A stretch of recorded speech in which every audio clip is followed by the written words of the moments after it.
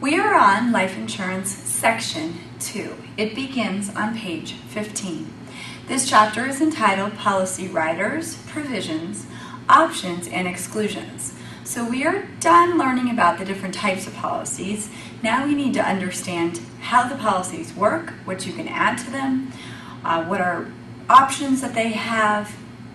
No more types of policies. That chapter is over. Now make sure that you reference the test outline for your state so that you know how many questions are on your test from this section. So life insurance policy riders is where we will begin. These riders are designed to make a policy better. All of these riders cost extra. So these riders can be added pretty much to any type of a life insurance policy. The first one that we will discuss is the waiver of premium rider. The waiver of premium rider. Cost extra can be added to any type of a policy. It is designed for in the event of your total disability. So for this rider to be enacted, you must become totally disabled. When you become totally disabled, this rider has a 6-month waiting period, so that when you become disabled, you pay the premiums. You pay for the first 6 months. But if you make it through the 6-month waiting period, this is retroactive. It will pay you back the premiums that you paid in, and it will waive your premium while you are totally disabled, which makes sense. It doesn't cost that much extra, and it's true that if you are totally disabled, if you don't pay your premium associated with your life insurance, if you do die, you won't have any coverage. So that is what this policy is designed to do, what this rider is designed to do for your policy. Now the waiver of premium policy will waive your premium during the time in which you are totally disabled. Do you think the insurance company is actually putting money into your cash value account? Nah. During the time in which your waiver of premium rider is enacted, your cash value is growing more slowly, but you still have protection. Your policy still remains in force. The waiver of premium rider is important to remember is a rider that is added to a policy owned on yourself, added to a policy owned on your own life, on your own life. You'll see why that's important in just a moment. Waiver of premium is added to a policy owned on your own life. It is also possible to add the waiver of premium rider with disability income as well, so that not only would it waive your premium in the event of your total disability, but it would pay you a disability income benefit as well. That rider would be more expensive than simply having a waiver of premium rider. Number 2 is a rider that's fairly easy to add for clients. It's called the Guaranteed Insurability Rider. As the general rule for the test, we're going to add this rider to a policy for a younger client. So let's say that the client must be under the age of 35 when they buy their first policy from you. The Guaranteed Insurability Rider. It costs extra. It can be added to any type of a policy so long as your client meets the age requirements. So we're going to say under age 35. So here's your client. She is 30 when she buys her first $100,000 policy from you. Now to buy this policy, she did have to pass a physical. But she says, you know, I'm worried as I get older. What if I want more insurance and I'm sick and I can't buy any? Is there any kind of rider you could add to the policy that I would be able to buy more insurance as I got older and I would never have to go through this whole physical exam thing again? That's exactly what this rider is for. The Guaranteed Insurability Rider gives the client option dates, where at each specific option date, they can buy an additional policy up to the original policy's face amount at each option date, no matter their health. They are guaranteed insurable, which is a fancy way of saying without a physical. Without a physical. So if she decides she wants to pick up this policy, she can get that one. Let's say she doesn't want this one. She's 38 now. She cannot come back and pick up an option that she skipped. So she skipped it, it's gone forever. She gets this one, she doesn't get this one, but she gets this one. Which one do you think is the most expensive? 30, 32, 39, or 45?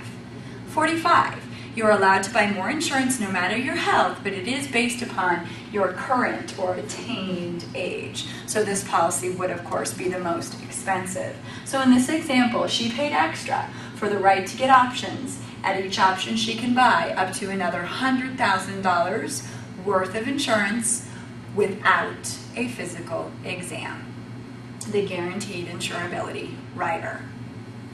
Number 3 at the bottom of page 15 is called the pay-or benefit rider. I want you to be really careful not to confuse number 1 with number 3. Number 1 was the waiver of premium rider, and I told you that that is a rider that you add to a policy owned on your own life. The pay-or benefit rider is a rider that you add to a policy that you own on the life of a child. So let's say that I own an insurance policy on my son, Miles. In the event that the pay-or, I'm his mom, should die or become totally disabled, it will waive the premium payments and keep the policy in force for that child until Miles would reach the age of majority, which we're going to use the age of 18. So the waiver of premium rider would be added to a policy that I own on my own life. This is not that policy. I own this policy on my son. His name is Miles. He's 10. So the pay-or benefit rider, what has to happen for that to become enacted? It has nothing to do with the child. It's the person who pays the premiums, that's me in this story, who has to, if I die or become totally disabled, it will pay the premiums for Miles until he reaches age 18. At which point the policy will become his by absolute assignment and he would now become responsible for paying those premiums. The pay-or benefit rider can only be added to a policy owned on a what? Owned on a child.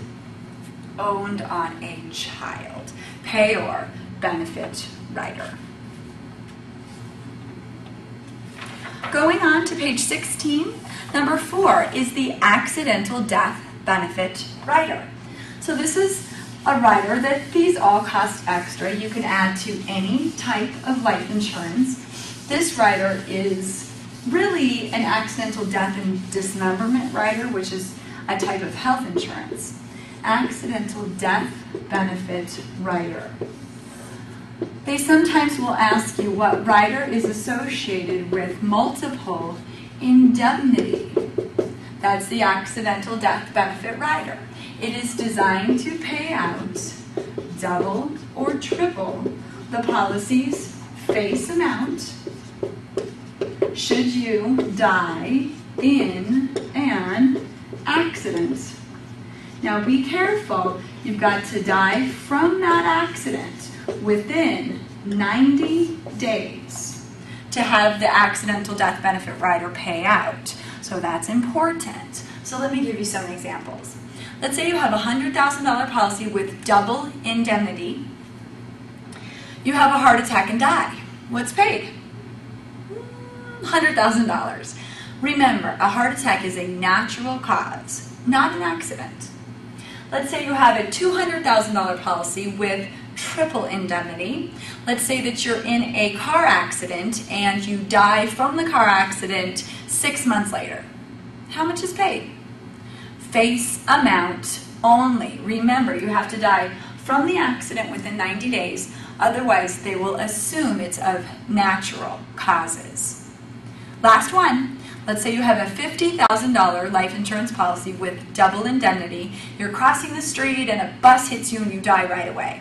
Now what's paid? double indemnity. Correct, because you died in an accident. So this is a really inexpensive rider to add. We all fear we're going to die in an accident, but we're probably just going to get old. So this is a good one to add. People like this rider.